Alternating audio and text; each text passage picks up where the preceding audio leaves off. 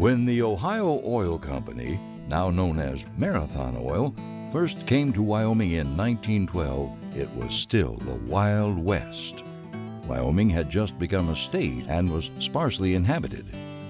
Its 146,000 residents consisted of homesteaders, ranchers, miners, wildcatters, railroad workers, and the booster efforts of Buffalo Bill Cody, seen here in an oil field north of the town that bears his name, Cody, Wyoming. Adding an element of risk to Ohio Oil's early years here were outlaws who still marauded the plains and trains of the frontier state. The company had indirect contact with Butch Cassidy through Roy Sims, son of the camp cook at McFadden. While riding a stagecoach in 1918, Roy saw a safe dumped in a beaver pond, evidence of the Wild Bunch's train robbery at Rock River. These outlaw ties grew stronger when Roy's cousin married Elza Lay, Butch Cassidy's accomplice, after his prison reform. In addition to being sparsely populated, Wyoming had few roads with access to potential oil fields and limited transportation for getting supplies in and oil out. The only way to get drilling supplies to a remote oil field and to bring oil out was by wagon trains, pulled by string teams of as many as 12 to 18 horses. Rugged terrain made the journey even more difficult, more lengthy, and costly. Since replacement drilling rig parts were unattainable on a daily basis, Ohio Oil employees made their own, becoming tool and mechanical pioneers and innovators. It was on-the-job learning at its best. Another challenge was finding and lodging the workforce.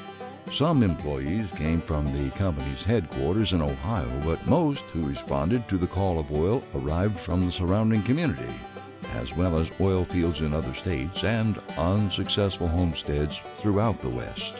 But there were no towns near the remote Wyoming oil fields where they could live. Based on what he'd seen in Oklahoma, employee Mike Boyce supervised the 1914 construction of Grass Creek Camp. It was the first of many Ohio oil camps in Wyoming. To overcome the problem of how to move oil out of a field and get it to market, Ohio and its subsidiaries engineered and built pipelines, first from the fields to railheads, such as the 1915 Grass Creek Pipeline to Chatham, and later from fields directly to mid-continent refineries, completing the Platte Pipeline in 1952. Adding to the region's geographic isolation and limited workforce was harsh weather, scalding summer temperatures, winter lows plunging into the minus 40s and 50s, blizzards, and the constant wind. Former camp residents recollect merciless winters of wind, snow, and cold. The company saying went, "The wind blows so relentlessly, everyone would fall flat if it stopped." The cost of expanding into Wyoming was great, and the obstacles many, but the potential reward was greater. The state's rich mineral resources encouraged Ohio Oil to adapt its operations to the frontier and persevere in its goal of producing oil here. And for the past 100 years, that is what the company has been doing, as well as expanding at times into pipeline construction, gas and gasoline production, oil refining, and marketing. Over the past century, Wyoming has shaped the company and its way of doing business, instilling Western values in this Midwest company. Numerous managers and engineers have been trained here, and many of the company leaders got their start here, where hard work, honesty, innovation, and commitment to company and community are respected. This Wyoming experience has also prepared the company for oil exploration and production in other states and nations. After cutting its teeth on Wyoming's geographic and climatic challenges, the company easily overcame difficulties faced elsewhere. As one of the oldest oil companies still doing business here today, Marathon has grown up with Wyoming, and it's been a big influence on the development and settlement of the state. In the past century, Marathon has pumped approximately 1.2 billion barrels of oil from Wyoming wells, employed thousands of Wyomingites, and built countless miles of pipelines and roads, as well as camp towns. And even though Ohio's camps have gone with the wind or been absorbed into nearby towns, the company's influence can still be seen on the larger cities: Casper, Laramie, Cody.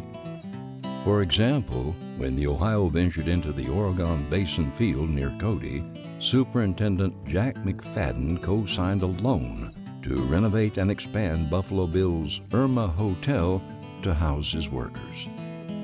Most significantly, Marathon has brought wealth to Wyoming.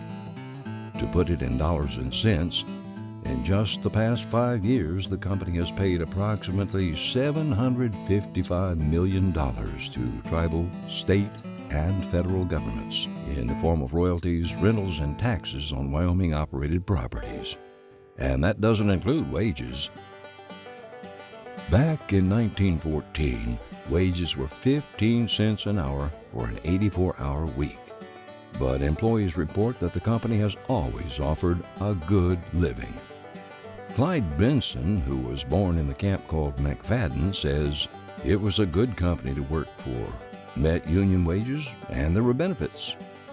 Otto Van Cleve said, "If you work for wages, you can't beat Ohio Oil." But the company does more than compensate its personnel monetarily, and this is the real key to its success. Marathon employees share a strong sense of community, pride, and commitment to the company that is rare in the world today. They call it the Marathon family. And family is the significant word here, since the company literally hires extended families, multiple generations, plus in-laws, uncles, and more. The idea of family goes further than blood, bonding co-workers to each other and to the company. This is due to the company's efforts to provide a supportive community for workers and their families, both in the field and at the office, where social coffee breaks are an essential part of the day. When asked what they valued most about Marathon, here's what some retirees had to say. Like a family. I mean, the Marathon people around the world that I've met are really like a family, and it's just been a tremendous experience. And I love the people here in Cody because they all made us feel so much at home. We helped each other and we worked together and we helped each other with our families. So it was great to grow up with so many wonderful people. Thank you, Marathon, for everything you've given us over the years. You've been tremendous to us. Thank you.